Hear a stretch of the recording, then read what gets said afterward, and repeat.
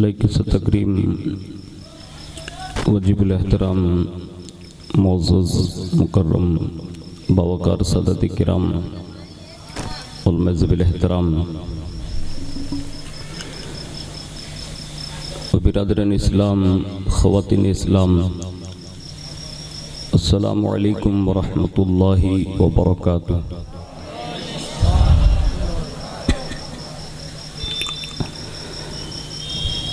الحمد للہ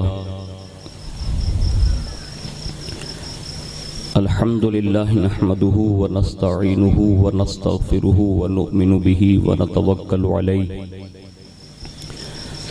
ونعوذ باللہ من شرور انفسنا ومن سیئات اعمالنا،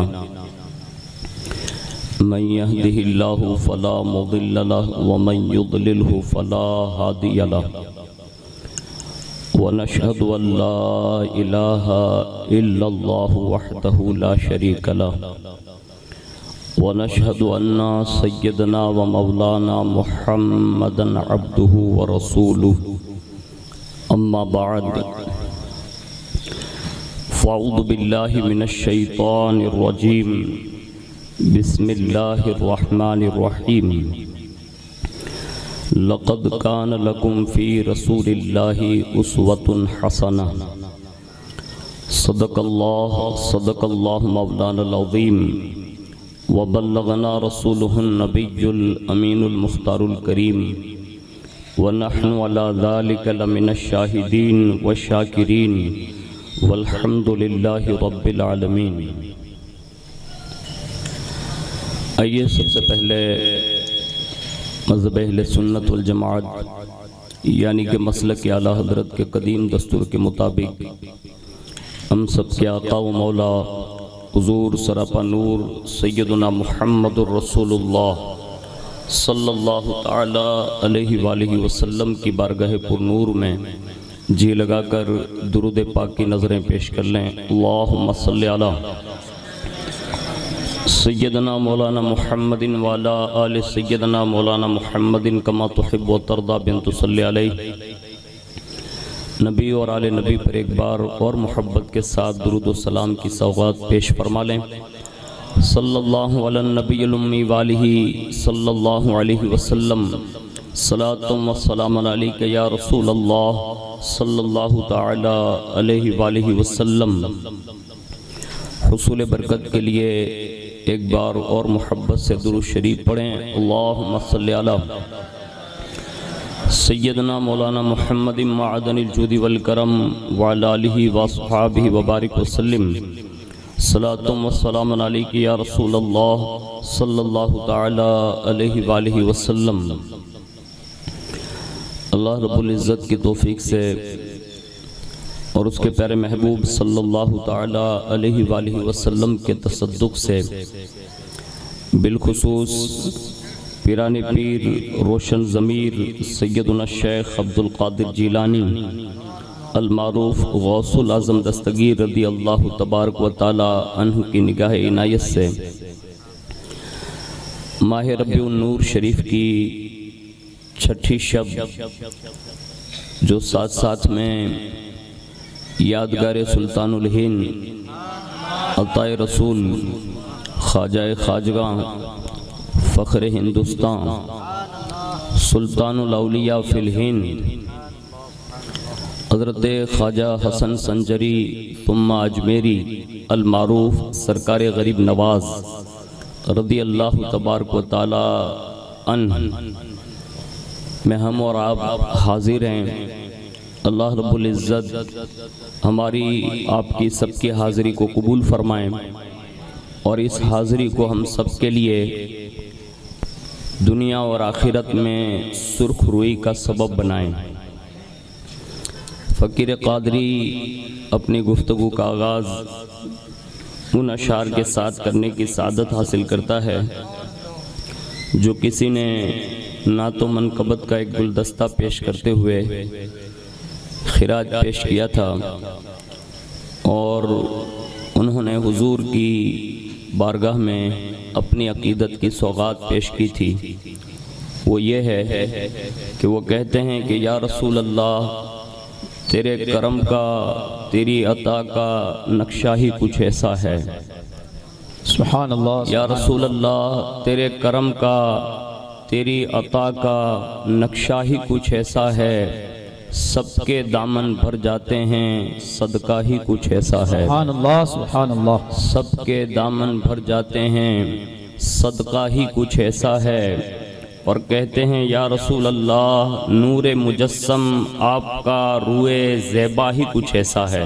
بے شک سبحان اللہ۔ یا رسول اللہ نور مجسم آپ کا روئے زیبا ہی کچھ ایسا ہے، دیکھ کے کیوں نہ ایمان لائیں جلوہ ہی کچھ ایسا ہے۔ سبحان اللہ سبحان اللہ۔ دیکھ کے کیوں نہ ایمان لائیں جلوہ ہی کچھ ایسا ہے، اور کہتے ہیں کہ آنکھیں ملے جبرائیل قدم سے عرش بڑھ کر بلائیں لیں۔ سبحان اللہ۔ آنکھیں ملے جبرائیل قدم سے عرش بڑھ کر بلائیں لیں، پتھر موم کیوں نہ ہو جائیں تلوہ ہی کچھ ایسا ہے۔ سبحان اللہ سبحان اللہ۔ پتھر موم کیوں نہ ہو جائیں تلوہ ہی کچھ ایسا ہے، اور آگے بڑھ کر انہوں نے ایک بات کہی ہے جس کو پوری دنیا باور کر سکتی ہے، اور وہ یہ تھی، وہ کہتے ہیں کہ اونچے اونچے تاجوروں کے سر خم ہیں ان کے قدموں پر، اونچے اونچے تاجوروں کے سر خم ہیں ان کے قدموں پر، میرے نبی کے گھر والوں کا رتبہ ہی کچھ ایسا ہے۔ سبحان اللہ سبحان اللہ۔ میرے نبی کے گھر والوں کا رتبہ ہی کچھ ایسا ہے، اور یہ بات ڈھکی چھپی نہیں، ہندوستان کی تاریخ اس بات کو جانتی ہے، اور یہ بات چھپی ہوئی نہیں بلکہ چھپی ہوئی ہے۔ اسی ہندوستان کے دورے پر ایک برطانیہ سے چل کر یو ایس سے چل کر ایک بندہ آیا تھا، اور اس نے پورے ہندوستان کا دورہ کیا۔ دورہ کرتے کرتے، چکر لگاتے لگاتے، گردش کرتے کرتے، جب وہ سفر کرتے کرتے اس اجمیر معلیٰ شریف میں پہنچا جہاں سفید گنبد کا دھنی، جن کا گنبد عرش سے باتیں کر رہا ہے، جس کے گنبد کو دیکھنے کے بعد ہر غریب کی آس بند جاتی ہے، اس گنبد کو دیکھنے کے بعد اس انگریز نے یہ فیصلہ کیا تھا، اور وہ بھی پورے ہندوستان کے بادشاہ، پورے ہندوستان کے راجہ، پورے ہندوستان کے حکمراں، ساروں کے دربار اس نے دیکھے تھے، اور دیکھنے کے بعد جب مزار سرکار غریب نواز پر حاضر ہوا اور اس نے وہ انوکھا منظر دیکھا کہ یہاں کوئی بظاہر ندا دینے والا نہیں، کوئی بلانے والا نہیں، کوئی پوسٹر چھاپنے والا نہیں، کوئی لوگ انہیں بلا کر لے نہیں جاتے، لیکن جب دربار غریب نواز کی بھیڑ دیکھی، دربار غریب نواز کے شمع کی طرح پروانے جیسے شمع کی طرف بڑھتے ہیں، اسی طرح پروانہ وار لوگوں کو آتے دیکھا، اور یہ پس منظر دیکھنے کے بعد جب وہ واپس پلٹا، اور واپس پلٹنے کے بعد اس کے ان کے اہل نے پوچھا تھا، ان کے لوگوں نے یہ پوچھا تھا ہندوستان گئے تھے تو ہندوستان میں سب سے تعجب خیز اور سب سے انوکھی چیز کیا دیکھی؟ اس دیکھنے والے نے یہ کہا تھا کہ پورے ہندوستان کو میں نے دیکھا، چپا چپا کا چکر لگایا، لیکن میں نے وہاں سب سے زیادہ تعجب خیز کوئی چیز دیکھی تو وہ یہ دیکھی کہ وہاں راجہ مہاراجہ کو حکومت کرتے نہیں، سفید گنبد کے نیچے ایک قبر میں آرام فرما خواجہ کو ہندوستان کے سارے انسانوں کے دلوں پر حکومت کرتے دے۔ نعرہ تکبیر، نعرہ رسالت، خواجہ کا ہندوستان، نعرہ رسالت۔ اور یہ کائنات کی وہ عظیم نگری ہے جہاں اس وقت عطائے رسول بن کر سراپا غیاث الدین حسن کے صاحبزادے معین الدین حسن غریب نواز محو آرام ہے، سبحان اللہ، اور اسے دنیا مزار سلطان الہند غریب نواز کا نام دیتی ہے۔ اسی پس منظر کو دیکھ کر کسی عاشق نے کہا تھا کہ اجمیری سرکار یہ میرے خواجہ ہی کچھ ایسے ہیں، اجمیری سرکار یہ میرے خواجہ ہی کچھ ایسے ہیں، کرے سب کے دل پر حکومت وہ راجہ ہی کچھ ایسے ہیں، کرے سب کے دل پر حکومت وہ راجہ ہی کچھ ایسے ہیں، اور ہندو مسلم سکھ عیسائی سبھی در پہ آتے ہیں، ہندو مسلم سکھ عیسائی سبھی در پہ آتے ہیں، اور وہ سب کی جولی بھرتے ہیں داتا ہی کچھ ایسے ہیں، وہ سب کی جولی بھرتے ہیں داتا ہی کچھ ایسے ہیں. ایک بار بڑی محبت سے درود شریف پیش کر لیں. اللہم صلی علی سیدنا مولانا سیدنا مولانا محمد معدن الجود والکرم وعلی آلہ وصحابہ وبارک وسلم. صلاۃ و سلام علیک یا رسول اللہ صلی اللہ تعالی علیہ وآلہ وسلم. آج کی اس نشست میں مجھ فقیر قادری کا جو عنوان ہے وہ ہے تجھ سا کوئی تجھ سا ہوا ہے نہ ہوگا شہا. اگر اس کو صاف الفاظ میں یوں کہا جائیں تو یوں کہہ سکتے ہیں کہ پوری کائنات میں رسول اللہ جیسا کوئی ہوا ہے اور نہ قیامت تک کوئی ہو سکے گا. سبحان اللہ. بے شک یعنی حضور صلی اللہ علیہ وسلم کو سراپا مظہر الہی بنا کر اس فرش گیتی پر مبعوث فرمایا گیا. اس حوالے سے چند باتیں حدیث پاک کے روح سے اور حضور کے اسی سراپا کو دیکھ کر حضور سرکار غریب نواز کی سیرت کے حوالے سے چند گوشے میں ان کے بھی آپ کے گوش گزار کرنے کی سعادت حاصل کروں گا. سب سے اولین ترین حضور صلی اللہ علیہ وسلم کی ہر ادا، ہر خصلت، ہر عادت، ہر صفت اتنی لاجواب ہے، اتنی لاجواب ہے کہ کائنات میں ایسا اوصاف والا کوئی نہیں ہو سکتا. یہاں تک کہ اگر حسن کی بات کی جائیں تو حسن یوسف بھی اگر کسی کی خیرات ہے تو وہ حسن مصطفیٰ کی خیرات ہے. اللہ بے شک بے شک. اس لیے کہا گیا، امام اہل سنت فرماتے ہیں کہ حسن یوسف پہ کٹی مصر میں انگشت زنا. حسن یوسف پہ کٹی مصر میں انگشت زنا، سر کٹاتے ہیں تیرے نام پہ مردان عرب. سبحان اللہ.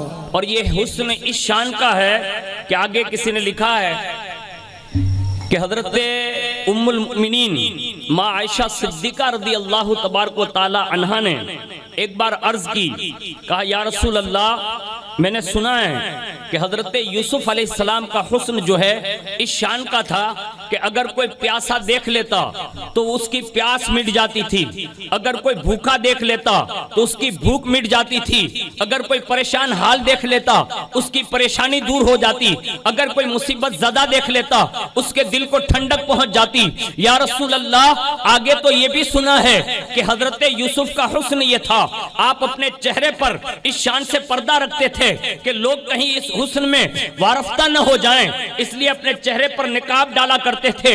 لیکن یا رسول اللہ میں نے دیکھا ہے آپ کے چہرے پر نہ کبھی آپ نے نقاب ڈالا ہے، نہ لوگوں کی ایسی کبھی کیفیت ہوئی ہے. یا رسول اللہ آپ بتا سکتے ہیں کہ آخر یہ حسن یوسف کا عالم یہ تھا کہ انہیں نقاب رکھنا پڑتا تھا اور آپ نے تو کبھی نقاب نہ ڈالا. اللہ اکبر. اس وقت مصطفیٰ جان رحمت صلی اللہ علیہ وسلم کی زبان ترجمان سے یہ الفاظ ترتیب پاتے ہیں اور حضور نے فرمایا اے عائشہ یقیناً حسن یوسف بڑا مشہور ہے، اللہ نے حسن یوسف جو ہے بڑا بیان کیا ہے اور اپنے بندوں کے درمیان اسے سراہا بھی ہے کہ کائنات میں جتنے پیغمبر آئے ان پیغمبروں میں سب سے زیادہ حسین حسن یوسف جو ہے وہ بڑا مشہور ہے. عورتوں میں حضرت سارہ کا حسن مشہور ہے، لیکن عائشہ تجھے معلوم ہونا چاہیے کہ حسن یوسف جو ہے یہ بھی میرے حسن کا ایک حصہ ہے. بے شک. سبحان اللہ. یعنی یہ جز ہے اور حسن کامل اگر کسی کو ملا ہے تو عائشہ وہ محمد عربی کو نصیب ہے. یعنی سارا حسن کامل اللہ نے مجھے عطا فرمایا ہے. تو حضرت عائشہ نے ایک بار عرض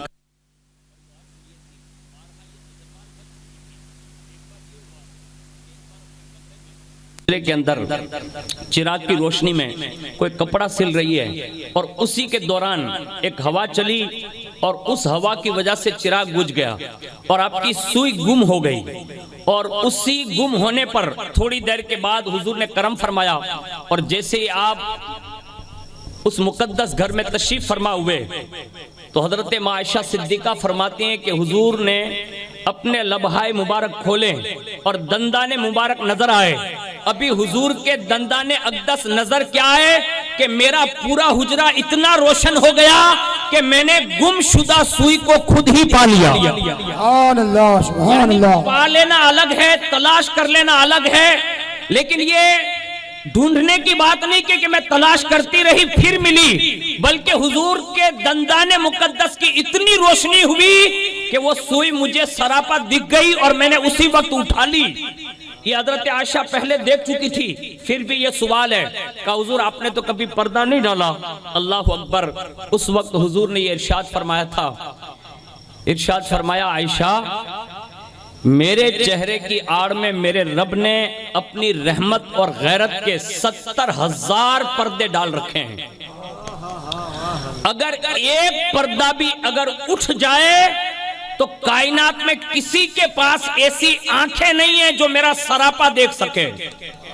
یعنی حسن مصطفیٰ کی شان یہ ہے کہ حضور کو کما حقہ ان کی اصلی صورت میں کوئی دیکھ نہیں سکتا. اس لیے حضور نے فرمایا کہ رب کی غیرت اور رحمت کے پردے ہیں. حضرت عائشہ بڑی محبوبہ تھی حضور کی، فوراً عرض کیا کہ حضور ایک کرم فرمائیں، 70 تو بہت دور کی بات ہے، ایک پردہ ہی ہٹا کر عائشہ کو دیدار کروا دیں. اور جب یہ فرمائش کی بار بار اصرار کیا، حضور نے منع فرمایا. اس لیے کہ ایک حسن اور بتا دیتا ہوں تاکہ آپ کو یہ آسان اور ہو جائیں. ایک تو حضرت عائشہ نے یہ حسن اس انداز میں دیکھا تھا کہ دندان مبارک اگر منور ہو جائیں تو پورا حجرہ روشن ہو جائیں. لیکن کائنات میں ایک نوری شخصیت اور بتا دوں.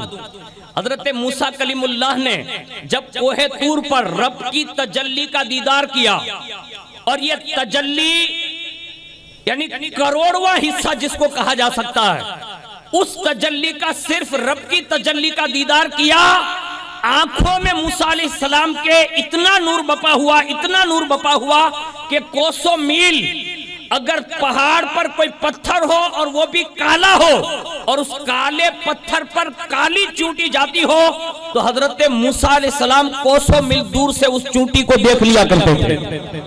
یہ حضرت موسیٰ علیہ السلام نے تجلی دیکھی تھی، تو ان کی آنکھوں کا یہ عالم ہے.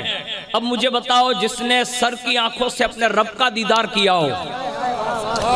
اس لیے اعلیٰ حضرت نے اس نزاکت کو بیان کرتے ہوئے ایک بات کی ہے، جب روزہ رسول پر حاضر ہوئے تھے نا تو ایک تڑپ پیدا ہوئی، کہا حضور اپنا دیدار کرا دیں. اب یہ تڑپ تو کوئی آسان کام تو نہیں تھا، لیکن امام کو یقین تھا کہ جس کے در پر آیا ہوں ان کی شان یہ ہے کہ واہ کیا جود و کرم ہے شہ بطحہ تیرا، نہیں سنتا ہی نہیں مانگنے والا تیرا. اور میرے کریم سے گر قطرہ کسی نے مانگا، دریا بہا دیے ہیں، دربے بہا دیے ہیں، اور لا و رب العرش جس کو جو ملا ان سے ملا.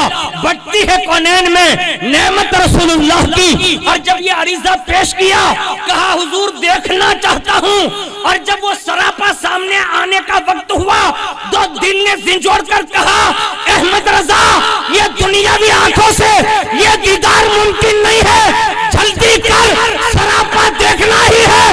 تو اسی دربار میں یہ بھی کہہ دے کہ یا رسول اللہ آنکھ عطا کیجئے،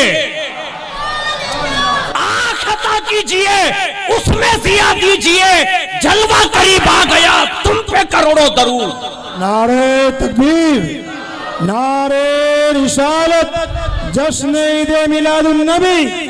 صدیوں کے بعد بریلی کا ایک عاشق اکبر اگر سراپا دیکھ لیں اس کے بعد دیکھنے کے بعد یہ کہتے ہیں اللہ کی سرتاب قدم شان ہے، یہ اللہ کی سرتاب قدم شان ہے، یہ انسان نہیں، انسان وہ انسان ہے یہ. اور قرآن تو ایمان بتاتا ہے انہیں، اور ایمان یہ کہتا ہے میری جان ہے یہ. سبحان اللہ سبحان اللہ.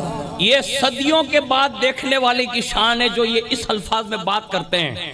میں نے حضرت موسیٰ کی ایک بات کی علیہ السلام، جب انہوں نے وہ تجلی دیکھ لی نا بے ہوش ہو گئے، اور جس پہاڑ پر نزول ہوا تھا وہ تجلی کا وہ ریزہ ریزہ ہو گیا. اور آج پوری کائنات میں جو سرما ملتا ہے نا آنکھوں کا، لگاتے ہیں کہ نہیں؟ کبھی کبھی لگاتے ہیں. لگائیے گا، اس لیے کہ سرما لگانا بھی حضور کی سنت مبارکہ ہے، لگایا کریں. لیکن میں نے جہاں تک پڑھا ہے کہ یہ پتھر جو سرمے کا ہے نا یہ اسی کوہ طور سے ملا جلا ہوتا ہے. یعنی ایک تجلی کا اثر ہے کہ وہ جل گیا تھا پھر بھی کام آ رہا ہے، جل چکا تھا، وہ ریزہ ریزہ ہو چکا تھا، پھر بھی کام آ رہا ہے، اس کا پتھر سرمے کی شکل اختیار کر گیا۔ آج بھی لوگوں کو جب آنکھوں میں تکلیف ہوتی ہے لوگ سرما لگاتے ہیں، میں کہتا ہوں جب تجلی پہاڑ پر نازل ہو تو یہ شان بن جاتی ہے کہ سراپا پہاڑ جل کر خاک ہو جائیں، اس کے پتھر کام آتے ہیں۔ مجھے بتاؤ جنہوں نے سراپا اپنے سر کی آنکھوں سے خدا کا دیدار کیا ہے وہ مصطفیٰ قیامت میں کتنے بڑے کام آئیں گے۔ یہ موسیٰ کی تجلی اور کوہ طور کا یہ عالم تھا۔ اس کے بعد موسیٰ علیہ السلام نے کیا کیا؟ اپنی آنکھوں پر اور چہرے پر پٹی رکھنے لگے۔ ایک بار ان کی اہلیہ نے پوچھا، ان کی بیوی نے کہا حضرت یہ کیا کمال ہے، جب سے کوہ طور سے آئے ہیں آنکھوں میں پٹی رکھتے ہیں اور سب سے رکھتے ہیں تو سمجھ میں آتا ہے، مجھ سے بھی آنکھوں پر پٹی؟ تو حضرت موسیٰ علیہ السلام نے ارشاد فرمایا کہ دراصل بات یہ ہے کہ میری آنکھوں کی جو تجلی ہے نا، جس کا میں نے دیدار کیا ہے، کہا ہاں، کہا اس میں چمک اتنی ہے کہ اگر کوئی میری آنکھیں جی بھر کے دیکھ لے گا نا ایک نظر تو اس کی آنکھیں جانے کا ڈر ہے۔ یہ کنہوں نے کہا؟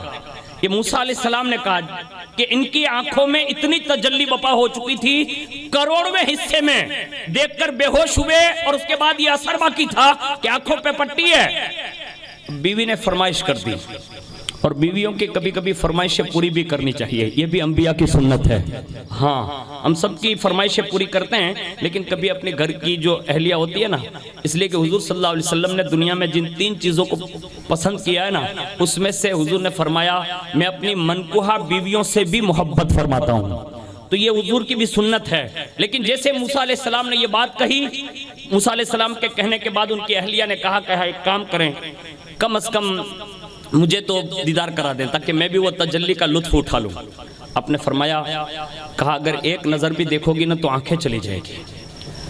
تو پیغمبر کی بیوی ہے، فوراً کہا حضور اگر رب کی تجلی دیکھتے دیکھتے آنکھ چلی جائے تو اس سے بہتر نصیبہ اور کیا ہو سکتا ہے؟ یعنی یہ دیکھنے کی تمنا ہے ان کو، تو کہا دکھا دیں۔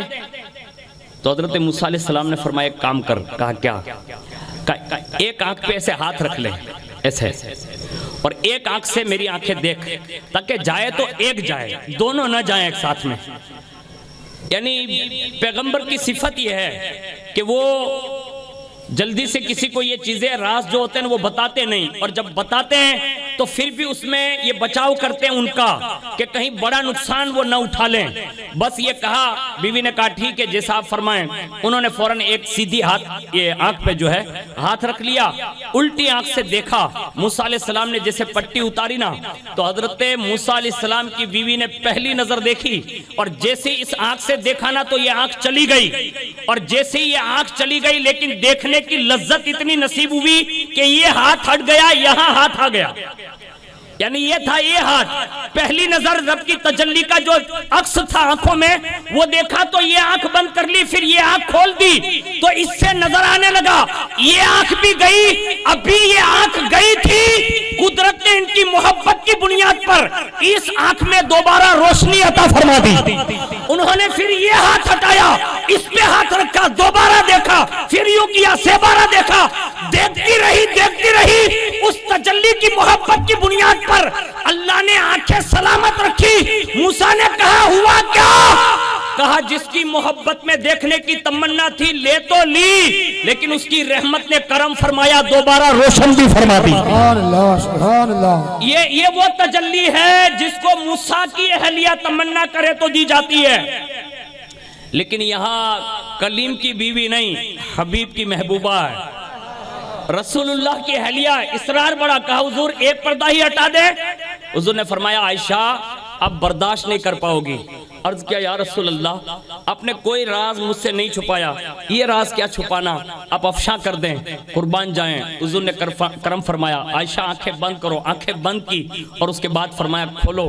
اور جیسے حضرت عائشہ رضی اللہ تبارک و تعالی عنہا نے آنکھیں کھولی تو راوی لکھتے ہیں کہ حضرت عائشہ دوڑ لگا کر گھر سے باہر کی طرف بھاگی، اور اتنی تیز بھاگی کہ کے قریب تھا کہ حضور اپنا دستے اقدس نہ لمباتے اور ان کو پکڑتے نہیں تو وہ کسی دیوار سے ٹکرا جاتی، یعنی اتنی تیز بھاگی، اور جیسی بھاگ کر باہر نکلی اور حضور نے تھام لیا، اور جیسے وہ سکون پذیر ہوئی تو حضور نے فرمایا عائشہ کیا ہوا؟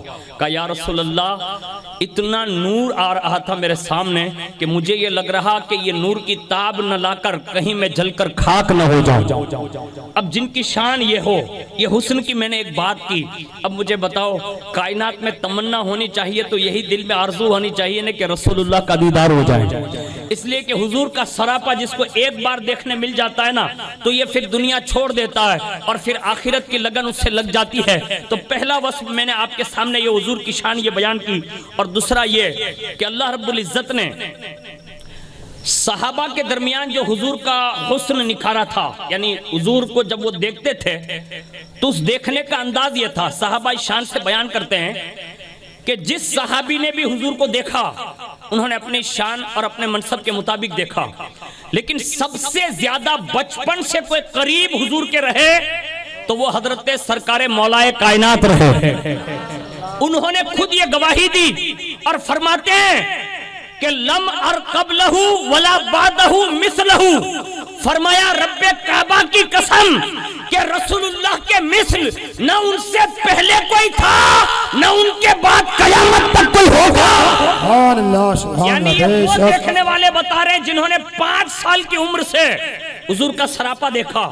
اور ایک بات اور عرض کر دوں، یہ تو تاریخی اعتبار سے ہیں، جو عمر کے لحاظ سے یہ بات کی جاتی ہے کہ 5 سال سے حضور کے قرب میں رہے، لیکن ولادت مولا علی یہ بیان کی جاتی ہے کہ کعبے میں پیدا ہوئے 3 دن کے بعد حضرت فاطمہ بنت اسد باہر آئی تو مولا کائنات گود میں تھے،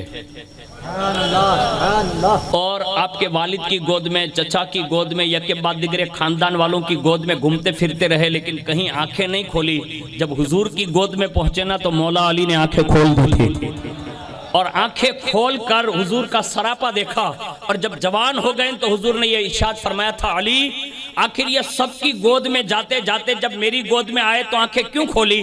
آخر وجہ کیا تھی؟ مولا کائنات جوانی میں عرض کرتے ہیں کہ یا رسول اللہ روز ازل سے جب سے چلا تھا نا تو ایک ہی تمنا لے کر چلا تھا، دنیا میں جاؤں گا سب سے پہلے آنکھیں کسی کے لیے کھولوں گا تو وہ مدینے کے سلطان مصطفیٰ جان رحمت کے لیے کھولوں گا۔ سبحان اللہ۔ یہ حضور کے سراپا دیکھنے کی تمنا کرنا یہ مولا کائنات کی سنت مبارکہ ہے، تو یہ مولا علی کی گواہی ہے۔ اور ایک حدیث شریف سنیے، خصائص کبریٰ میں یہ بات لکھی ہے کہ حضور صلی اللہ علیہ وسلم کو جو حسن و جمال عطا ہوا تھا وہ کسی کو عطا نہیں ہوا تھا، یہاں تک کہ میں نے حسن یوسف جو آپ کے سامنے بیان کیا نا وہ حضور کا جز ہے۔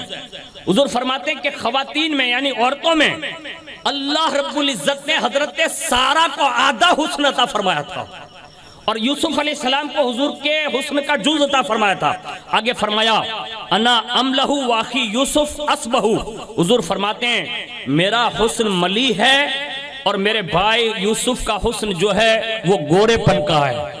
یہ حضور صلی اللہ علیہ وسلم نے ارشاد فرما کر اپنے حسن و حضرت یوسف علیہ السلام کے حسن کو بیان فرمایا۔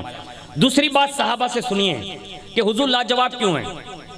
جیسے ہر زمانے میں جب بھی پیغمبر آئے تو ہر پیغمبر کے ساتھ ایک صحیفہ آیا یعنی کتابچہ، اور 4 بڑی کتابیں مشہور ہیں اور اس میں قرآن مجید بھی ہے، تو حضور کے ساتھ بھی اللہ رب العزت نے قرآن عظیم جیسی کتاب عطا فرمائی۔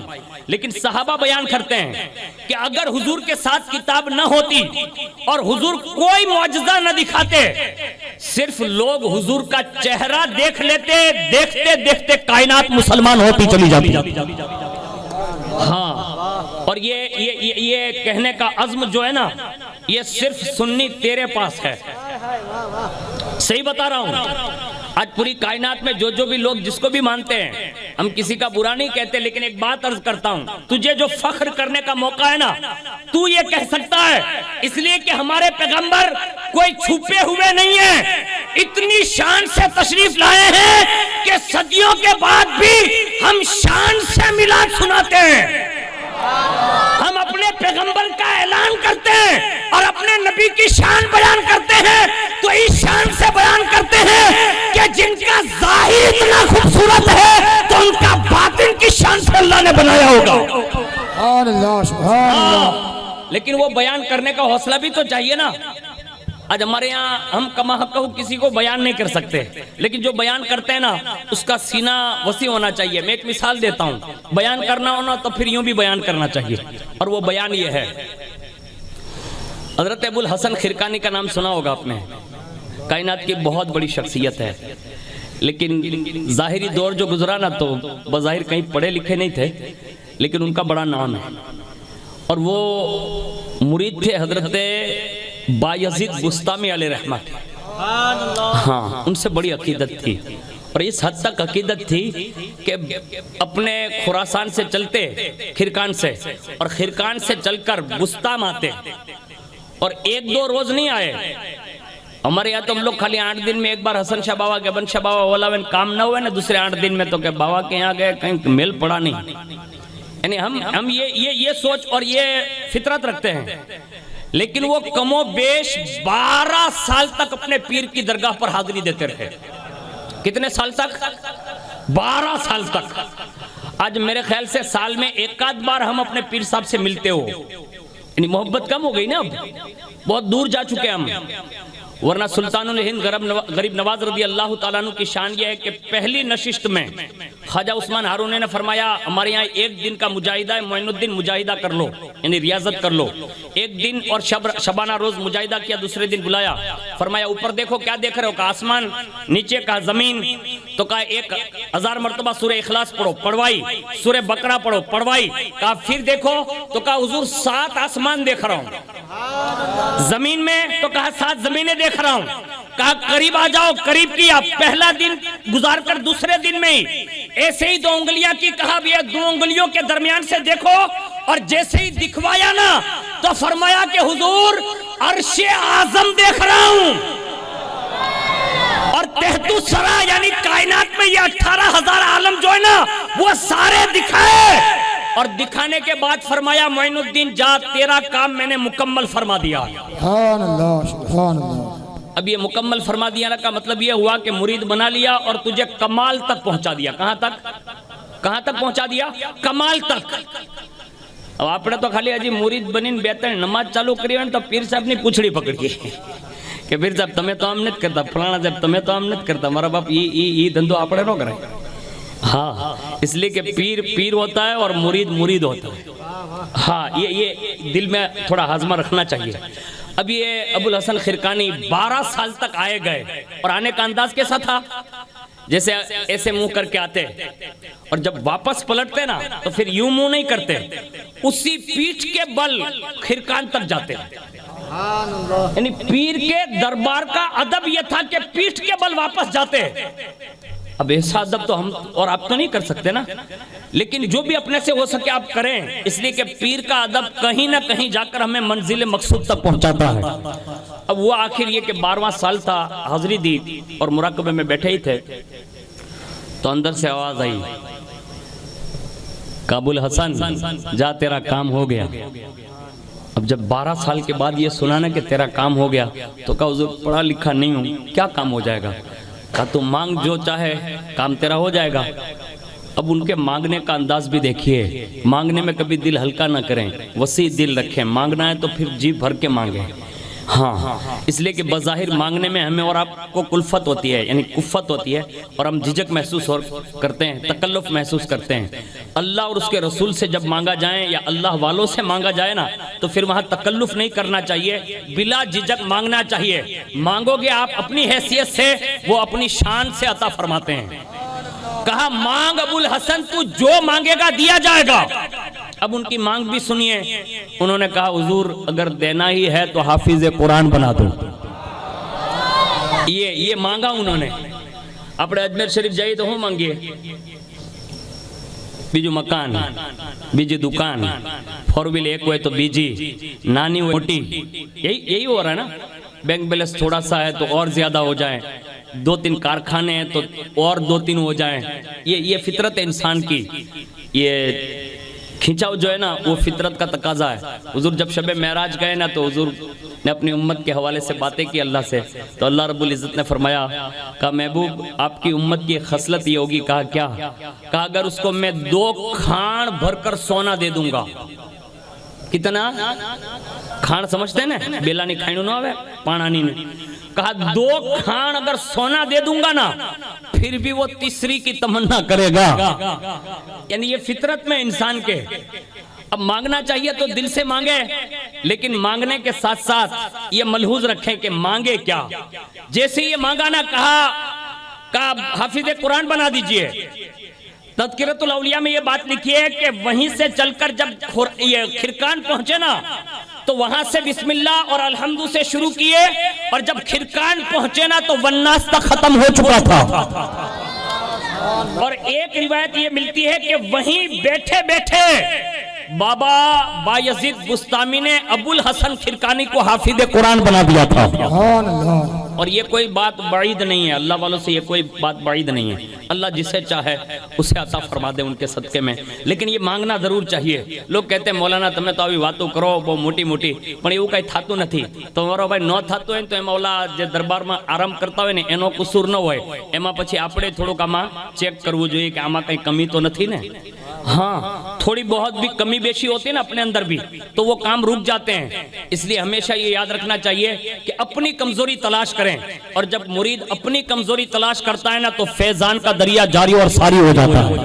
یعنی پھر پیر جو ہے نا وہ کمال پر ہوتا ہے اور پھر وہ نوازنے پر آ جاتا ہے. یہی ابو الحسن کھرکانی جن کے مریدوں میں محمود غزنوی بادشاہ جیسے لوگ شامل حال ہوئے. اب یہ محمود غزنوی کوئی چھوٹے موٹے بندے کا تو نام نہیں ہے نا، ہندوستان کے بیتاب بادشاہ کا نام ہے. اب وہ محمود غزنوی جب ملنے جلنے جاتا، ایک دن عرض کر بیٹھے، کہا حضور میں نے سنا ہے کہ آپ اپنے پیر و مرشد کی بڑی تعریف کرتے ہیں. تو کہا الحمدللہ کرتا ہوں. کہا حضور تعریف تھوڑی تھوڑی کم کیا کرے تو اچھا نہیں لگے گا. کہا کیا سنا آپ نے؟ کہا آپ یہ کہتے ہیں کہ بایزید بستامی کا جو بھی چہرہ دیکھ لیتا تھا کلمہ پڑھ کے مسلمان ہو جاتا تھا، تو آپ یہ زیادہ نہیں کہہ رہے ہیں؟ تو ابو الحسن کھرکانی نے فرمایا، کہا تجھے کوئی اعتراض ہو تو اس کا سوال پیش کر، میں ابھی جواب دیتا ہوں. کہا حضور یہ کہنا چاہتا ہوں کہ آپ بایزید بستامی کو رسول اللہ کے برابر نہیں بتا رہے معاذ اللہ. کہا کیسے؟ کہا حضور کے چہرے کی یہ شان ہے کہ اللہ نے ان سے بڑھ کر کسی کا چہرہ نہیں بنایا، اور آپ بایزید کا چہرہ یوں بیان کرتے ہیں کہ کوئی غیر دیکھتا تھا تو مسلمان ہو جاتا تھا. تو کہاں ہو جاتا تھا؟ تو کہا کیا رسول اللہ کا چہرہ ابو جہل نے نہیں دیکھا؟ کہ کن کا اعتراض ہے؟ محمود غزنوی. اور محمود غزنوی کسی ان پڑھ بادشاہ کا نام نہیں ہے، انگوٹھا چھاپ لوگوں کا نام نہیں ہے، یہ بہت بڑے شہنشاہ کا نام ہے جن کو اللہ نے ولایت کے تاج سے مالا مال فرمایا تھا. اور حضور سے اتنا عشق کرتے تھے، بادشاہ ہونے کے باوجود بھی اتنا عشق کرتے تھے کہ ان کے یہاں جو غلام رہتے تھے ان کے بیٹے کا نام محمد تھا. ان کے بیٹے کا نام محمد تھا. اور جب وہ حمام میں گئے یعنی نہانے کے لیے تشریف لے گئے، اندر تولیہ نہ تھا یعنی رومال نہ تھا، تو اندر سے آواز دی، اے ایاز کے بیٹے. یہ کہا تو حضرت ایاز جو تھے نا وہ وہیں تھے، انہوں نے سن لیا، اور جیسے یہ سنانا تو گھبرا گئے. اس لیے کہ بادشاہ جب کسی کا نام نہیں لیتا تو یہ ناراضگی کی نشانی ہوتی ہے. تو سنبھل کر کہا کہ ہو سکتا ہے میرے بیٹے نے کوئی غلطی کر لی ہو. اب اس کے بعد جب وہ باہر تشریف لائے، حضرت ایاز گئے اور کہا کہ بادشاہ سلامت امان ہو تو ایک بات عرض کروں. کہا کیا؟ کہا آپ میرے بیٹے سے ناراض ہیں تو معاف فرما دے، میں اپنی طرف سے معافی مانگ لیتا ہوں. کہا ایاز نا نا نا نا نا، تجھے معافی مانگنے کی ضرورت نہیں ہے. کہا حضور میں نے سنا آپ نے ایاز کے بیٹے ایسا کہہ کر اس کو پکارا تھا تولیے کے لیے، تو مجھے یہ لگا کہ آپ ناراض ہے، حالانکہ اس کا نام محمد ہے. قربان جائیں محمود غزنوی کہتے ہیں، کہا جب میں حمام میں گیا نا تو وہ جگہ اس لائق نہیں کہ وہ نام اقدس لیا جائے.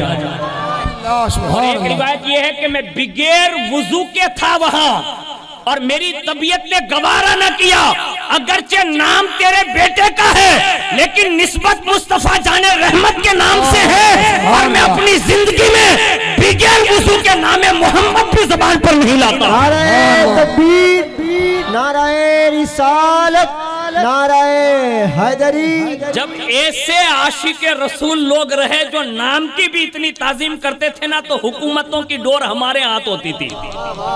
آج جو غلامی کر رہے نا پوچھو نے آگے ونوں، میں یہاں کے آگے ونوں کی بات نہیں کر رہا ہوں، ہاں پوری دنیا بھر کے آگے ونوں کو آپ چیک کر لے، اللہ ماشاءاللہ بے نمبر نو دندو کرتو ہے ایج آگے ون ہوئی.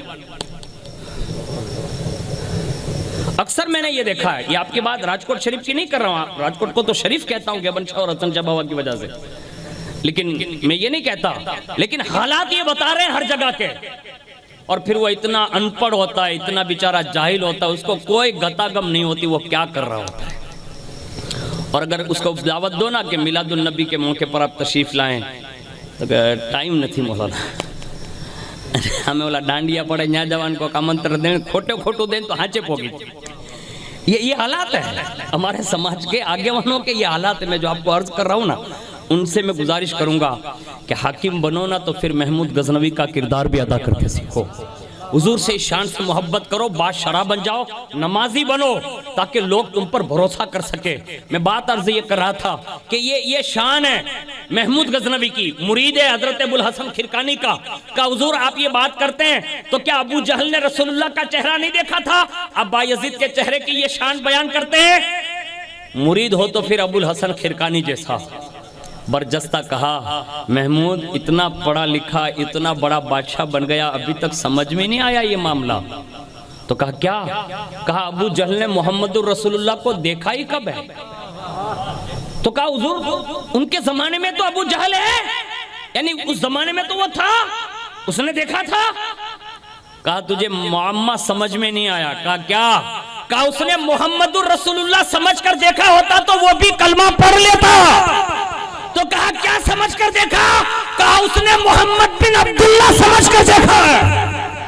اگر وہ یہ سمجھ کر دیکھ لیتا کہ یہ محمد رسول اللہ ہے تو وہ بھی صدیق اکبر کی طرح کلمہ شہادت پڑھ کر وہ بھی اسلام میں داخل ہو جاتا.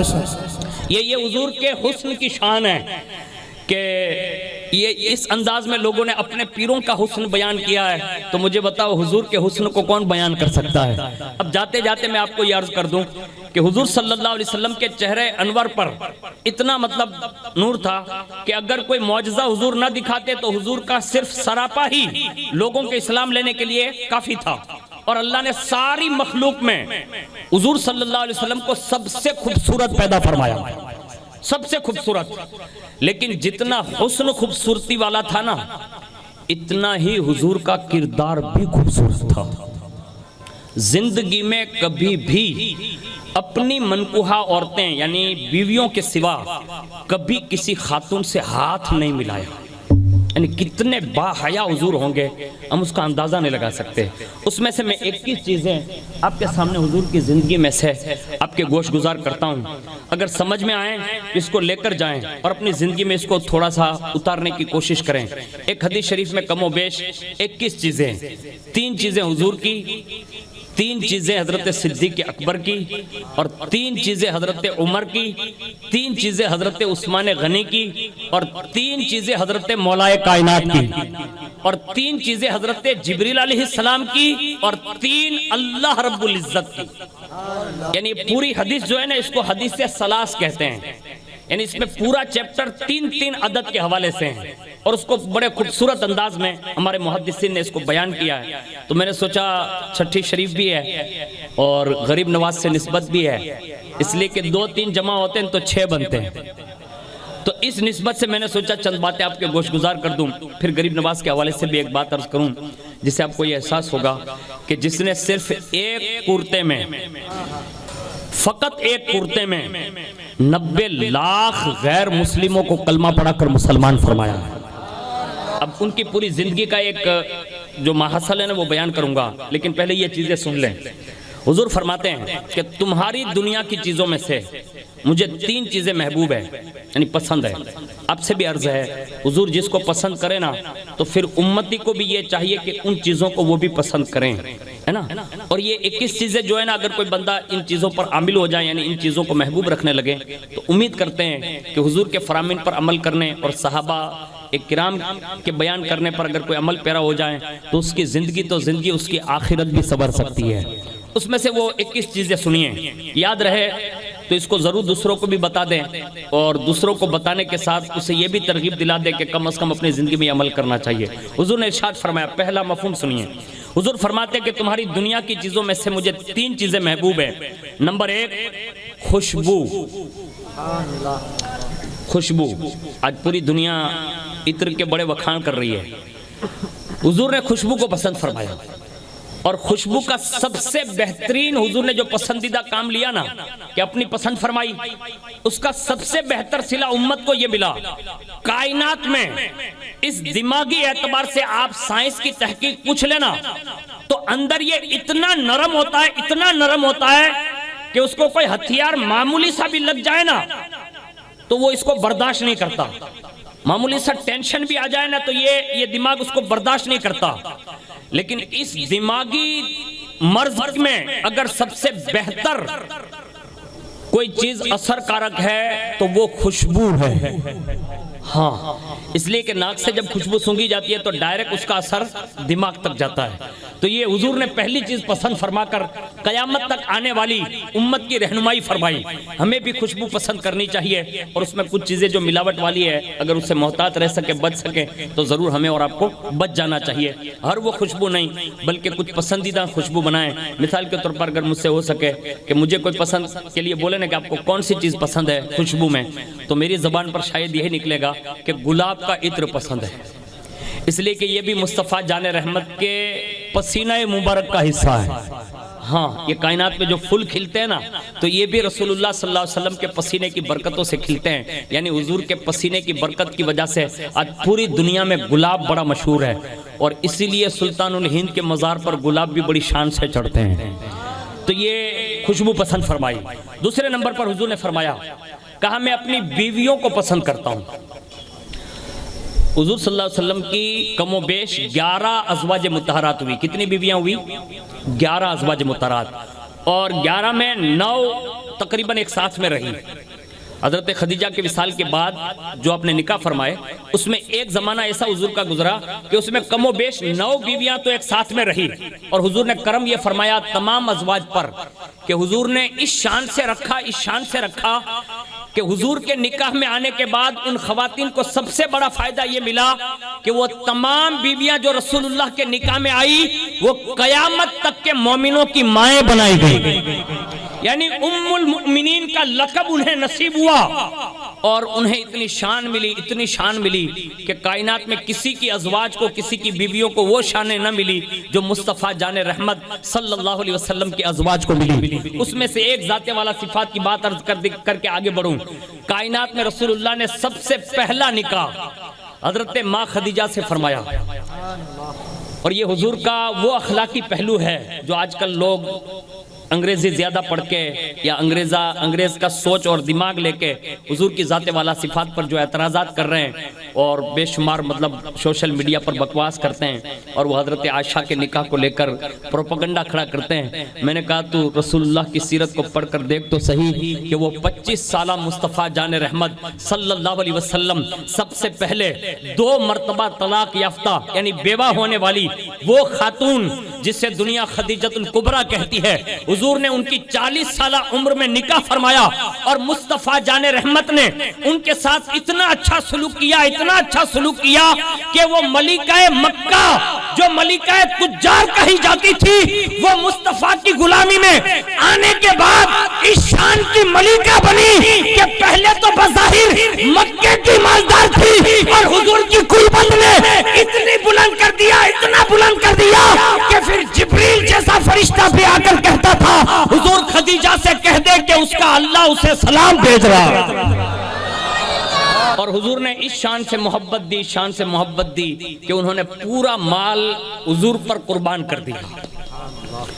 ہاں، گھر کا حاکم مرد ہے، کمائے گا مرد، یہ بات قرآن سے ثابت ہے، کمائے گا مرد اور باقاعدہ بیوی کا پورا کرے گا۔ لیکن یہ حضرت خدیجہ کی محبت عرض کر رہا ہوں، انہوں نے اپنا سارا مال رسول اللہ کے حوالے کیا اور عرض کیا یا رسول اللہ آج سے اس کے مالک آپ ہیں، آپ جہاں چاہیں خرچ کریں۔ حضور نے بڑی شان سے اسلام کے لیے، مسلمانوں کے لیے خرچ کیا، اور خرچ کرنے کے بعد جب حضرت خدیجہ کی آخری عمر کے وہ ایام آئے اور جب بستر علالت پر لیٹ گئی تو حضرت ماں خاتون جنت رضی اللہ تبارک و تعالی عنہا سرہانے پر تشریف لائیں۔ چھوٹی سی عمر ہے، آخری لمحات چل رہے ہیں، اور ماں کی ممتا سے جو ہے فراق کا وقت قریب ہے۔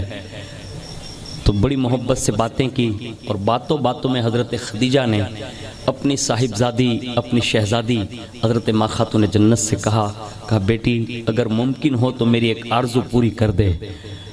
تو عرض کیا اماں بتائیں آپ کی آرزو کیا ہے؟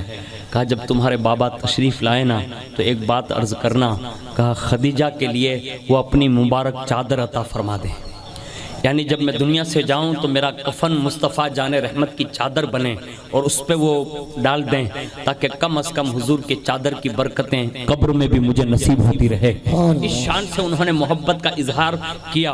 اور اس کے بعد کچھ خواتین میں سے جو آپ کی سہیلیاں تھیں وہ کچھ آئیں اور آپس میں باتیں کرنے لگی اور انہوں نے یہ جملے کہے، کہا خدیجہ ابھی چند لمحوں کے بعد تم دنیا سے جدائی اپنا لوگی، لیکن مکے کا کوئی سردار تمہارے جنازے میں نہیں آئے گا، یعنی تمہیں کوئی کندھا نہیں دے گا۔ کہا کیوں؟ کہا تم نے محمد عربی کا ساتھ دیا ہے اس لیے تمہارا کوئی سپورٹ نہ کرے گا اور نہ تمہیں کوئی کندھا دے گا۔ اللہ اکبر! ہے آخری وقت، بستر علالت پر ہے اور موت کے منہ کے قریب ہے، لیکن پوری قوت کے ساتھ آپ کھڑی ہو گئی اور اپنی سہیلی سے ایک جملہ کہا مکے کا کوئی سردار آئے یا نہ آئے، خدیجہ کا جب جنازہ اٹھے گا اور محمد عربی جب اپنا کندھا دیں گے تو مکے کا کوئی سردار یا قریش کا کوئی سردار آئے یا نہ آئے، محمد عربی کی میت میں اللہ اپنے مقدس فرشتوں کو اتار دے گا جو خدیجہ کے کندھے جنازے کو کندھا دیتے ہوئے نظر آئے۔ یعنی حضرت خدیجہ کا ایمانی حرارت بھرا جملہ تھا اور بس اسی جملے پر حضور تشریف لے آئے اور ماں خدیجہ الکبریٰ کی اس فرمائش کو ماں خاتون جنت نے پیش کر دیا۔ اور جیسے پیش کیا نا تو حضور نے فرمایا خدیجہ تم نے زندگی بھر مجھ سے کچھ نہ مانگا، لیکن جاتے جاتے یہ چادر مانگی، اگر آپ مجھ سے اپنی چمڑی مانگ لیتی نا تو آج محمد عربی اپنے جسم سے چمڑی اتار کر عطا فرما دیتا۔ یعنی یہ محبت کا اظہار کیا حضور صلی اللہ علیہ وسلم نے اپنی ازواج سے۔ تیسری چیز سنیے، حضور نے پہلی چیز پسند فرمائی خوشبو، دوسری چیز پسند فرمائی اپنی بیویاں، اور تیسرے نمبر پر رسول اللہ نے فرمایا وَجُعِلَتْ قُرَّةُ عَيْنِ فِي الصَّلَاةِ۔ حضور فرماتے ہیں کہ نماز میری آنکھوں کی ٹھنڈک بنا دی گئی۔ یہ حضور کی پسند میں آپ کو بتا رہا ہوں، یہ آپ نہ سمجھے کہ مسجد غوثیہ عقل سے بھرنے کے لیے یہ کر رہا ہوں، نہیں، اس کے گھر میں وہی جائے گا جس کو وہ توفیق دے گا۔ ہاں ہمارے چھوٹے موٹے مکان ہوتے ہیں جس کے دروازے پہ لوکب ہوتا ہے، بیل بار رکھتے ہیں کہ کوئی بغیر اجازت کے اندر نہ آ جائے، ہوتا ہے نا۔ میں کہتا ہوں جب ہمارے اور تمہارے گھر میں بغیر اجازت کے کوئی اندر آتا نہیں اور جس کو آپ چاہیں اس کو اندر آنے دیتے ہیں تو یہ تو رب کا گھر ہے جو اس کی شان اس کی عبادت کے لیے بنایا جاتا ہے زمین پر۔ اب اس گھر میں جس کو وہ توفیق دیتا ہے نا وہی اندر جا سکتا ہے۔ اب لوگ یہ کہتے ہیں اپنا تو ضرور نہیں એટલે અંદર જાતા નથી، تو મારો તો એક રવૈયો એવો છે કે મારા ભાઈ આમાં આપણું તમારું કંઈ છે જ નહીં۔ ہم یہ نہ کہیں کہ ہم نہیں جانتے، بلکہ اپنی زندگی پر ماتم کریں، یعنی افسوس کرے کہ اتنی زندگی گزر گئی اس نے تمہیں اندر تک آنے نہیں دیا۔ یہ افسوس کرنا چاہیے، اس لیے کہ آج جہاں جہاں بھی قوم مسلم بے نمازی ہے نا اس کا کتنا بڑا نقصان ہو رہا ہے آپ کو کیا پتا۔ ہم تو یہ سمجھ رہے ہیں نمازیں جا رہی ہیں، جانے دو نا بھائی، معاذ اللہ رب العالمین۔ آج کوئی ہمارا مددگار نہیں ہے، کوئی نہیں ہے۔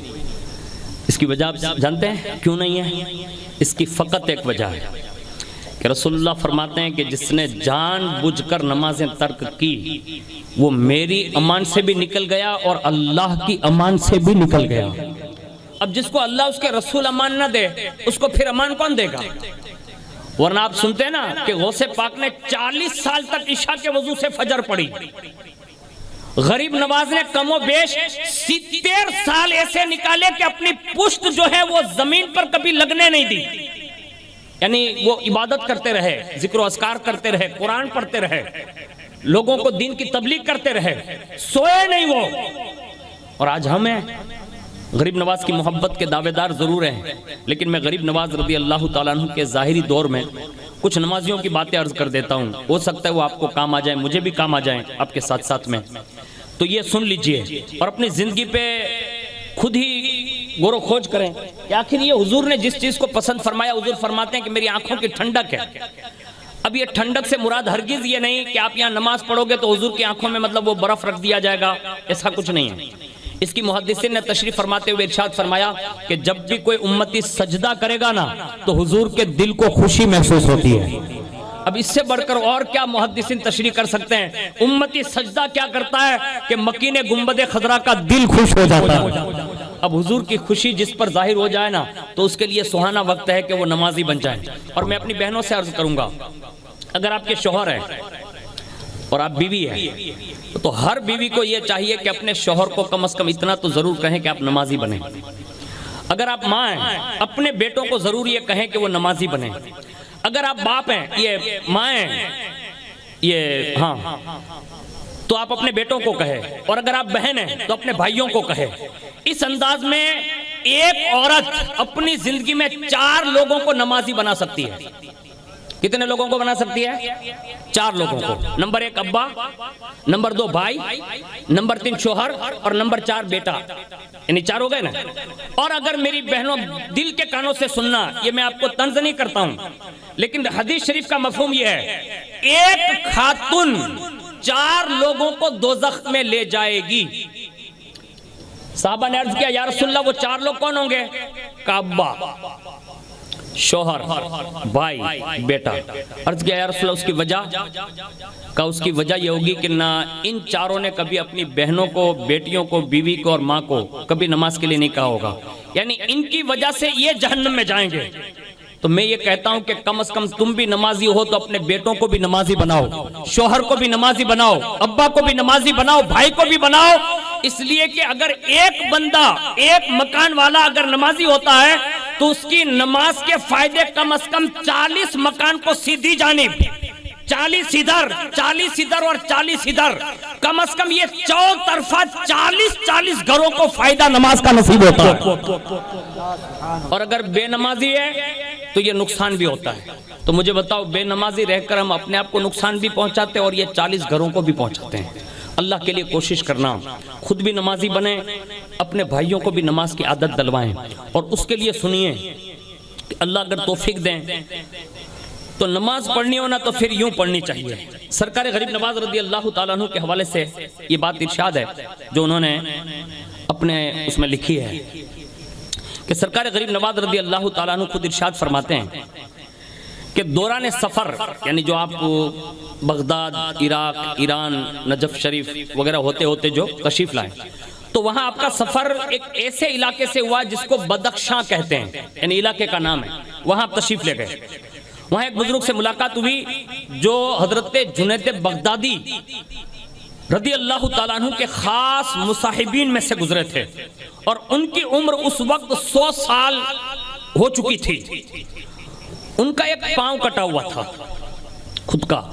اب دیکھیے، ملنا ہونا تو پھر ایسے لوگوں سے ملنا چاہیے جیسے غریب نواز جن سے ملے ہیں۔ اب خود غور کیجئے گا کہ غریب نواز رضی اللہ تعالیٰ عنہ اس سفر میں کیسے کیسے بڑے بڑے لوگوں سے مل کر آئے تھے۔ تو لکھا ہے کہ ان کا پاؤں کٹا ہوا تھا۔ غریب نواز فرماتے کہ ہم نے اس کی وجہ پوچھی تو ارشاد فرمایا، ایک مرتبہ میں نے صرف اپنی عبادت گاہ سے اپنے نفس کی خواہش کی خاطر صرف ایک بار یہ پاؤں نکالا تھا، یعنی جو کٹا ہوا آپ دیکھ رہے ہیں وہ میں نے خالی ایک پاؤں نکالا تھا۔ جب میں عبادت خانے سے ایک بار پاؤں صرف اپنی خواہش کی خاطر نکالا تو ایک آواز آئی، اے میری محبت کے دعوے دار، یہ آواز آئی۔ اور وہ بزرگ جو جنید بغدادی کے مصاحبین میں سے وہ بیان کرتے ہیں، اور کن کے سامنے؟ غریب نواز کے سامنے کہتے ہیں کہ آواز آئی، اے میری محبت کے دعوے دار۔ محبت تو میری دل میں بسائے ہوئے اور دعویٰ کرتا ہے، اور دوسروں کے لیے میری عبادت گاہ سے قدم باہر نکالتا ہے۔ یہ آواز آئی، اور فرماتے ہیں کہ پھر میں نے وہ پیر اندر لیا اور دل پہ خوف غالب ہوا، اور اتنا خوف غالب ہوا کہ کہیں اس آواز پر میری پکڑ نہ کر لی جائیں کہ تو نے بغیر میری محبت کے دعوے کے تو نے جو یہ قدم باہر نکالا نا دوسرے کی محبت میں نفس کی خواہش کے مطابق، تو تو نے یہ باہر کیوں نکالا تھا؟ تو آپ فرماتے ہیں کہ اتنا خوف غالب ہوا، میں نے یہ فیصلہ کیا کہ کہیں یہ پاؤں میرے ساتھ رہے گا تب سوال ہوگا نا۔ آپ نے فرمایا میں نے ایک اوزار منگوایا اور اس سے یہ پیر کاٹ ڈالا، اور کاٹ کر میں نے اس کو پھینک دیا۔ اور وہ فرماتے اس واقعے کو 40 سال ہو رہے ہیں، یعنی یہ پیر جو میں نے کاٹا اس کو 40 سال ہو گئے اور اس وقت سے لے کر آج تک ندامت میں ہوں اور رو رہا ہوں اور گریو زاری کر رہا ہوں، صرف اس لیے کہ قیامت کے دن اگر یہ سوال ہو گیا تو جواب کیا دوں گا اور منہ کیا دکھاؤں گا۔ ایسے لوگ بھی گزرے ہیں غریب نواز کے دور میں، غریب نواز نے ایسا دور دیکھا ہے۔ ایک دوسری بات سنیے، حضور غریب نواز فرماتے ہیں کہ میں اپنے پیر و مرشد کے ساتھ جو سفر میں نے کیا نا، اس میں ایک بزرگ سے ملا، اس بزرگ کا نام تھا صدر الدین۔ ان کے یہاں میں نے چند روز قیام کیا۔ ان کی خانقاہ میں جو بھی شخص آتا تھا نا تو اسے غیب سے کوئی چیز وہ دیا کرتے تھے، یعنی جب بھی کوئی ان کی خانقاہ میں آیا تو وہ چیز دیتے تھے۔ کون؟ یہ صدر الدین بابا رحمت اللہ تعالی علیہ، یہ عطا فرماتے ہیں۔ آپ فرماتے ہیں کہ جب بھی کوئی ان سے ملتا تھا تو وہ بزرگ کہتے تھے کہ وہ چیز بھی عطا فرماتے اور پھر ایمان کے حوالے سے گفتگو فرماتے ہیں۔ آپ فرماتے ہیں کہ اس درویش کو ایمان کی سلامتی کی دعا کے ساتھ یاد کرو، کیونکہ قبر میں اگر ایمان سلامت لے گئے تو فرمایا میدان قیامت تک کامیاب رہو گے۔ یہ نصیحت کرتے تھے۔ اور غریب نواز رضی اللہ تعالیٰ عنہ کہتے ہیں کہ جب ہم لوگ پہنچے نا تو ہمیں بھی کوئی چیز عطا کرنی تھی اور ساتھ میں یہ نصیحت کرنا تھی، تو اس کے بعد وہ بزرگ کے سامنے جیسے کسی نے قبر کے واقعات چھیڑ دیے، یعنی قبر کا مرحلہ پیش کیا۔ جب قبر کا تذکرہ چھیڑا نا تو غریب نواز فرماتے ہیں میں نے صدر الدین کو اپنے سر کی آنکھوں سے دیکھے کہ ان کی آنکھوں سے آنسو نہیں بلکہ خون بہنے لگا، یعنی وہ اتنے بڑے مرتبے پر فائز ہے کہ جو بھی آتا ایک چیز عطا فرماتے اور دوسری چیز نصیحت میں ایمان کے معاملات میں یہ کہتے، اور جب قبر کا تذکرہ ہم لوگوں نے چھیڑ دیا تو خون کے آنسو روئے، اور جب وہ خون بہنے لگا نا تو ہم نے پوچھا کہ حضور یہ کیا بات ہے، آپ اتنے بڑے بزرگ ہو کر اب خون کے آنسو روتے ہیں؟ تو فرمایا کہ یہ تمہاری سنگت کی برکتیں ہیں جو آپ آئے ہیں، ورنہ میں خون کے آنسو روتے روتے بے ہوش ہو جاتا ہوں، یعنی اتنا روتا ہوں۔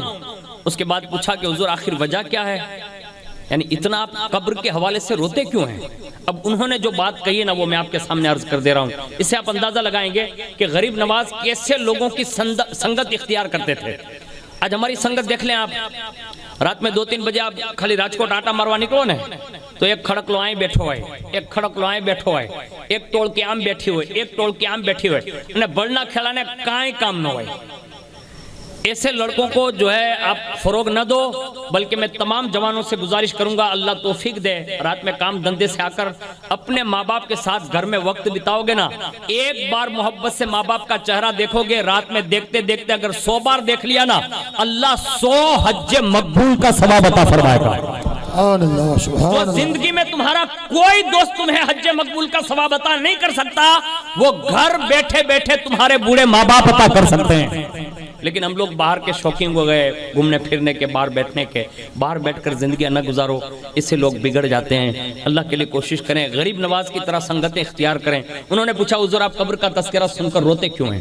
اب انہوں نے جو جملہ کہا وہ سنیے، ارشاد فرمایا کہ دراصل بات یہ ہے کہ میں قبرستان میں اپنے دوستوں کے ساتھ حاضر تھا، اور اسی قبرستان میں باتوں باتوں میں کوئی ایسی بات ہمارے دوستوں سے نکل گئی کہ جس کی وجہ سے سب کو ہنسی آ گئی، یعنی تھوڑا سا ہنس دیے، اور مجھ سے کہکہا لگ گیا۔ کون کہتے ہیں؟ بابا صدر الدین۔ مجھ سے کہکہا لگ گیا، اور جس قبر کے پاس ہم لوگ بیٹھے تھے اسی وقت جو ہے غیب سے آواز آئی، کہا کیا تم نے قبر کی منزل پار کر لی ہے تو کہے لگا رہے ہو؟ یہ آواز آئی، اور فرماتے ہیں کہ بس یہ آواز سننے کے بعد میں نے دوستوں کا ساتھ چھوڑا اور یہاں نکل کر آ گیا ہوں، اور بس لوگوں کو صرف یہی نصیحت کرتا ہوں کہ ایمان سلامت لے کر جاؤ، ایمان سلامت لے کر جاؤ، ایمان سلامت لے کر جاؤ۔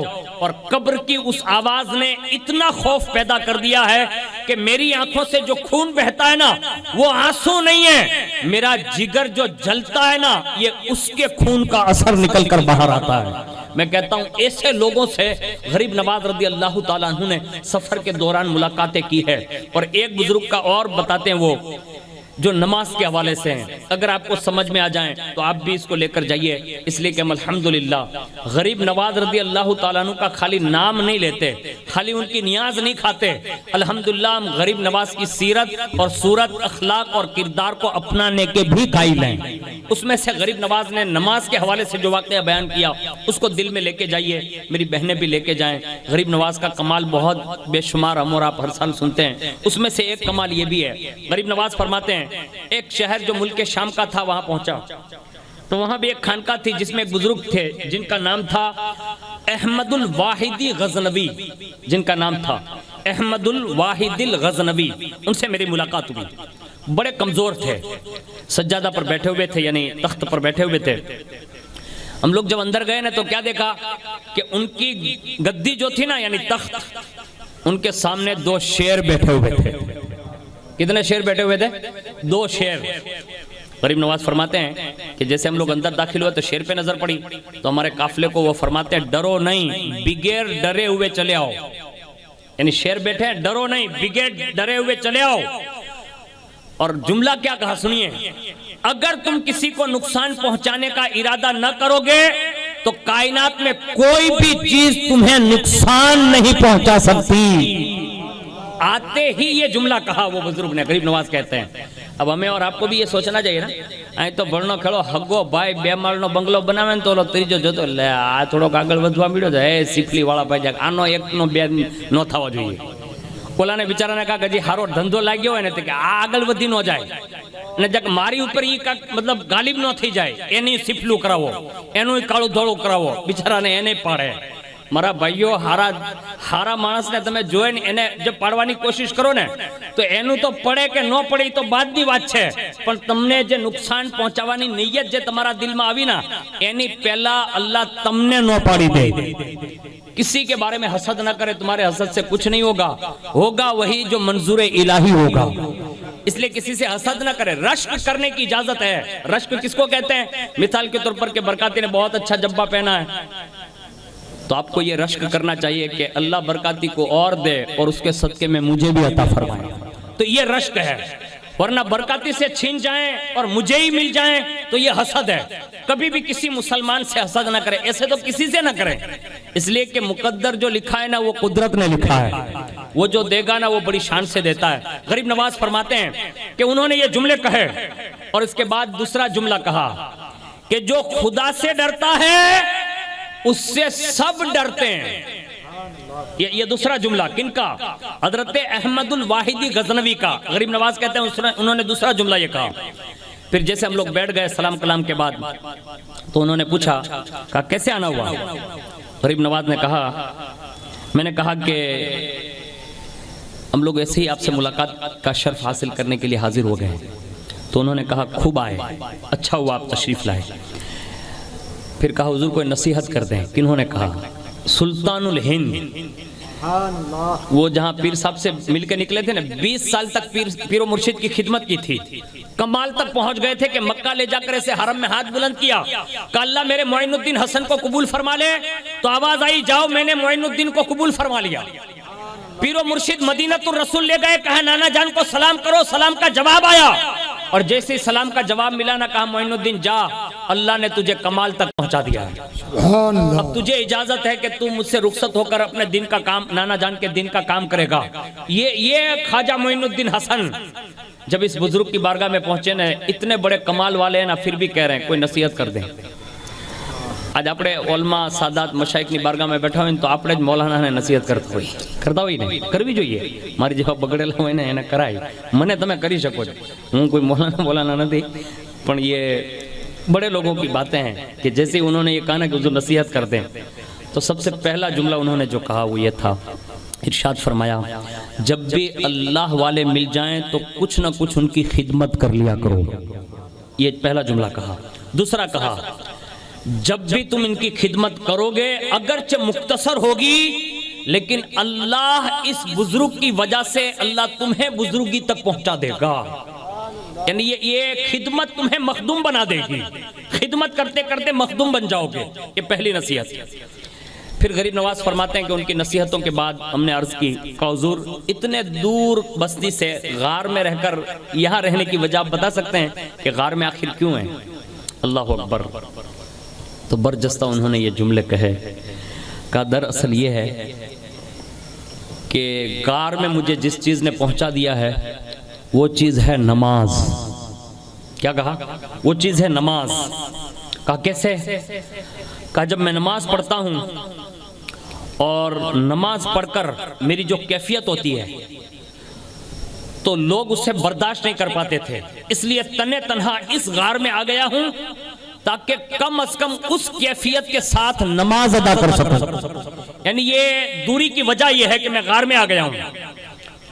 اور کہا کہ حضور اتنے خشوع اور خضوع کے ساتھ آپ نماز ادا کرتے ہیں تو آخر پھر بھی آپ اتنے کمزور کیوں ہو گئے؟ کہا اتنی نمازوں کے باوجود بھی کمزور ہونے کی وجہ یہ ہے. غور سے سنیے گا اس کو. یہ جملہ جو ہے نا میرے خیال سے یہ پوری تقریر کا ایک آخری جملہ ہوگا جو ما حاصل ہوگا. یعنی اگر یہ جملہ آپ کو سمجھ میں آ جائے نا تو آپ نماز کی طرف بڑھنے کے لیے تیار ہو جائیں گے کہ نماز کیسی پڑھنی چاہیے اور کیسے سیکھنی چاہیے. انہوں نے کہا اتنے سال سے اس غار میں ہوں، اس حال میں کمزور ہو چکا ہوں اور اسی کیفیت سے نماز پڑھتا ہوں، لیکن ایک خوف ہے، ڈر ہے کہ نماز تو پڑھتا ہوں لیکن ڈر لگتا ہے کہ اگر نماز کی ایک بھی شرط اگر مفقود ہو گئی، یعنی رہ گئی، کوئی کمی رہ گئی اور قیامت کے دن مجھ سے یہ کہہ دیا گیا کہ جا تیری نماز تیرے منہ پر مار دیتے ہیں، تو اس وقت میرا کیا ہوگا نا یہ میں بتا نہیں سکتا. اس لیے یہ خوف مجھے جو ہے نا وہ اتنا رلاتا ہے اور اس غار میں رکھتا ہے کہ اتنے سالوں سے روتے روتے اور یہ نماز پڑھتے پڑھتے اتنا کمزور ہو گیا ہوں. اور پھر آخر میں ایک جملہ غریب نواز کہتے ہیں کہ انہوں نے نماز کے حوالے سے ارشاد فرمایا، اے سلطان حسن، یعنی غریب نواز سے کہا، اے معین الدین حسن، اگر نماز کا حق ادا کیا تو فرمایا سب سے بڑا حق اللہ کا ادا کیا، اور فرمایا اگر نماز نہ ہو سکی تو فرمایا تم نے اپنی زندگی غفلت میں گزار دی. یہ آخری نصیحت کے جملے تھے جو اس بزرگ نے غریب نواز رضی اللہ تعالیٰ عنہ کے سامنے پیش فرمائے تھے. اب سے بھی گزارش ہے کہ آج چھٹی شریف ہے، ہندوستان میں بستے ہیں، دل میں ارادہ تو کرو یار کہ کسی ایک نماز میں جانے کی خالی نیت کرو گے نا، ہو سکتا ہے آپ کی نیت کرنا اللہ مقدر میں 5 وقت کی نماز مقدر فرما دیں. ہاں یہ بات بعید نہیں ہے. ہمارے بزرگ لوگ بڑے ماشاءاللہ مسجد میں آتے جاتے ہیں. آپ کے علاقے کے جوانوں کو بھی میں دیکھتا ہوں کہ ماشاءاللہ بڑے نمازی ہیں، میں سب کو نہیں کہتا، لیکن جو نہیں جا پا رہے نا ان سے عرض کرتا ہوں کہ ایک نماز کی نیت بھی اور ایک نماز کے لیے چلا جانا بھی کبھی سبب اس بات کا بن جاتا ہے کہ بندہ 5 وقت کا نمازی ہو جائے گا. اور یہ میں کوئی اپنی طرف سے نہیں کہہ رہا ہوں. حدیث شریف میں ہے کہ ایک بندہ حضور کے پیچھے عشاء کی نماز پڑھتا تھا. کون سی نماز؟ زور سے بولیں اور زور سے بولیں. عشاء کی نماز کب ہوتی ہے؟ رات میں ہوتی ہے، یعنی مغرب کے بعد ہوتی ہے نا، 9:15 بجے 8:30 بجے، وہ الگ الگ ٹائم اور سمے میں ہوئی ہے. ہاں اس لیے کہ کبھی کبھی نمازوں کے نام بھی پوچھنے پڑتے ہیں. ورنہ ایک حاجی صاحب بیچارے حج کرنے گئے اور جب واپس آئے نا تو لوگوں نے پوچھا کہا حج پڑھا ہے؟ تو کہا ہاں. وہ بیچارہ گیا نہیں تھا، وہ بمبئی رکا ہوا تھا. وہ بیچارہ کھجور نے زمزم کے ڈبے ملتے تھے سب لے کے آ گئے، تسبیح مصلی لے کے. اور جب جنگلیشور میں پہنچا تو سب نے ملاقات کی. حاجی صاحب مکہ گئے تھے، مدینہ گئے تھے؟ کہا ہاں. کہا تو آپ نے حجر اسود کو بوسہ بھی دیا ہوگا، یعنی دیکھا بھی ہوگا؟ کہا بہت اچھا آدمی ہے. اب یہ حاجی صاحب کا حال ہے. میں حاجی صاحب کی مذاق نہیں کر رہا، لیکن یہ لطیفہ ہے کہ حاجی صاحب بہت اچھا آدمی ہے. اب یہ جو جس نے سوال کیا تھا نا وہ بھی بڑا ہوشیار تھا، وہ بھی حج پڑھ کے آ چکا تھا. کہا حضرت وہ آدمی نہیں ہے، وہ حجر اسود پتھر کا نام ہے. تو یہ ایسی نہ کریں، بلکہ حقیقت میں کچھ چیزیں معلومات کر کے سیکھ لیا کریں تاکہ آپ کو یہ چیزیں دوسروں کے لیے بھی کام آ سکتی ہے، خاص کر کے اپنے بچوں کے لیے. وہ صحابی جو تھے نا وہ عشاء کی نماز پڑھتے تھے. اب ایک نماز میں حاضری، تو اب جو لوگ روزانہ 5 وقت جاتے آتے ہو نا تو ان کی فطرت میں ہوتا ہے کہ وہ بھی چاہتے ہیں کہ یہ بندہ اپنے ساتھ بھی 5 وقت آئے. تو ایک دن حضور سے عرضی پیش کی، کہا حضور یہ بندہ عشاء پڑھنے آتا ہے لیکن ابھی تک وہ ریگولر ہمارے ساتھ نماز پڑھنے نہیں آتا. تو اب شروعات اسلام کا دور تھا تو حضور نے فرمایا کوئی بات نہیں، عشاء پڑھتا ہے نا؟ کیا کہا؟ صحابہ سے یہ کہا عشاء پڑھتا ہے نا؟ کہا ہاں۔ کہا عشاء میں اللہ نے یہ لذت رکھی ہے کہ ایک دن وہ 5 وقت کا نمازی بنے گا۔ دوسری عرضی رکھی کنہوں نے؟ صحابہ نے عرض کیا یا رسول اللہ عشاء تو پڑھتا ہے، آپ کے پیچھے پڑھتا ہے، لیکن کچھ کام ایسے کرتا ہے جو آپ کی طبیعت کے خلاف ہے، آپ کی شریعت کے خلاف ہے اور آپ کے مزاج کے بھی خلاف ہے۔ تو حضور نے فرمایا عشاء کی نماز میں اللہ نے یہ قدرت رکھی ہے کہ وہ عشاء پڑھتا ہے نا، ایک وقت وہ آئے گا وہ سارے کام چھوڑ دے گا اور صرف اللہ اس کے رسول کو راضی کرنے والے کام کرے گا۔ یہ زبان پر نور سے نکلا، چند روز ہوئے نا تو اس عشاء کی نماز نے اس کو 5 وقت کا نمازی بنا دیا۔ اب تمام احباب سے، میری ماؤں بہنوں سے، جوانوں سے، بچوں سے سب سے گزارش ہے جہاں نماز پڑھیں۔ میرے شیخ جو ہے نا اونا میں، آپ نے کبھی دیکھا نہیں ہوگا، سید محمد ہاشمی میاں المعروف پیر باپو قادری رضاقی جو صاحب سجادہ ہے قادریہ خان کا، یہ رضاقیہ کے، وہ بہت اچھے ہیں، آپ کبھی ملاقات کریں گے تو آپ کو احساس ہوگا۔ وہ ایک جملہ اکثر کہتے ہیں، اللہ کے سامنے جھکتے سیکھ جاؤ، اللہ کائنات میں کسی کے سامنے تمہیں جھکنے نہ دے گا۔ یہ اپنے مریدوں سے خاص کہتے ہیں کہ نمازی بنو۔ اور دوسری مجھے یہ بات ارشاد فرماتے بار بار کہ جب بھی اپنے دوستوں میں جاؤ نا تو ایک بات اپنے دوستوں کی سنگت میں یہ ضرور کرنا۔ میں نے کہا حضور وہ کیا؟ کہ ان سے کہنا کہ زندگی میں وہ داڑھی رکھ لیں، یہ وہ کہتے تھے۔ ہاں، اور یہ ان کے جملے ہیں جو میں آپ تک پہنچا رہا ہوں۔ اللہ کرے اللہ ان کے تصدق سے آپ کو داڑھی کی بھی توفیق عطا فرمائیں اور 5 وقت کی نماز کی بھی توفیق عطا فرمائیں۔ اللہ ہماری آپ کی سب کی حاضری کو قبول فرمائیں۔ وما علینا الا البلاغ۔ السلام علیکم۔